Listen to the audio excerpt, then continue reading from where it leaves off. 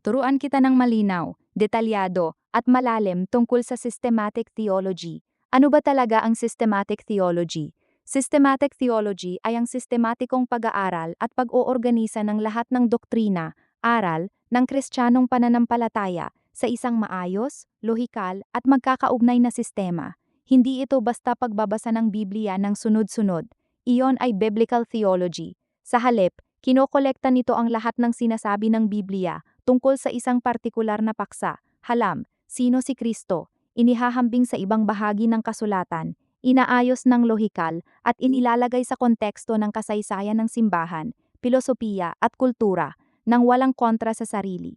Layunin nito, maunawaan ng buo at magkakaugnay ang aral ng Diyos, ipagtanggol ang pananampalataya laban sa maling aral, heresy, tulungan ng simbahan na magturo, magdasal at mabuhay ng ayon sa katotohanan, magbigay ng balangkas para sa pag-unawa sa buong realidad mula sa pananaw ng Diyos.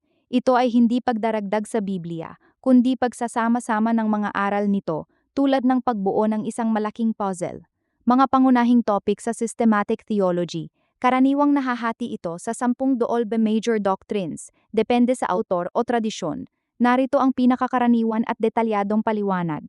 1. Prolegomena, panimula pamamaraan. 2.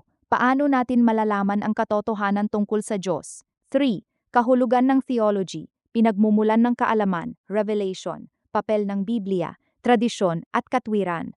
4. Mga hermeneutics, pamamaraan ng pagpapaliwanag ng Biblia, at epistemology, paano tayo nakakaalam. Bibliology, aral tungkol sa Biblia. Ano ba talaga ang Biblia? Inspiration, inerrancy, walang error sa orihinal, authority, canonicity. Paano ito naiiba sa ibang banal na aklat? Mga debate tungkol sa translation at textual criticism, theology proper, aral tungkol sa Diyos mismo, mga katangian ng Diyos, attributes, holiness, love, justice, omnipotence, omniscience, omnipresence, immutability, etc. Trinidad, Trinity, ang pinakamahiwagang aral, isang Diyos sa tatlong persona, Ama, Anak, Espiritu Santo, dekri ng Diyos at kanyang plano. Christology, aral tungkol kay Kristo, sino si Jesus, tunay na Diyos at tunay na tao, hypostatic union, kanyang buhay, kamatayan, muling pagkabuhay, ascension, at kasalukuyang ministeryo, dalawang kalikasan at isang persona. Pneumatology, aral tungkol sa banal na espiritu, sino ang Espiritu Santo, kanyang personalidad at Diyos, kanyang gawain sa kalikasan, sa kasaysayan ng kaligtasan, at sa buhay ng mananampalataya, baptism, filling, gifts. Anthropology, aral tungkol sa tao, sino tayo bilang tao, image of God, imago Dei, kaluluwa at katawan, kalagayan bago ang kasalanan, original state.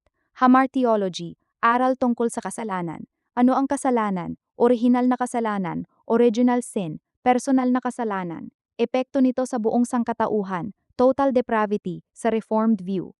Soteriology, aral tungkol sa kaligtasan.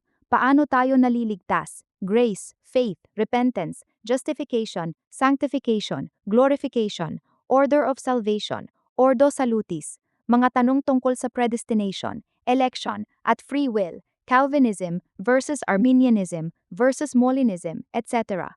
Angelology and demonology, aral tungkol sa mga anghel at demonyo. Pagkatao ng mga anghel, kanilang hierarchy, fall ni Satanas. Espiritual na digmaan.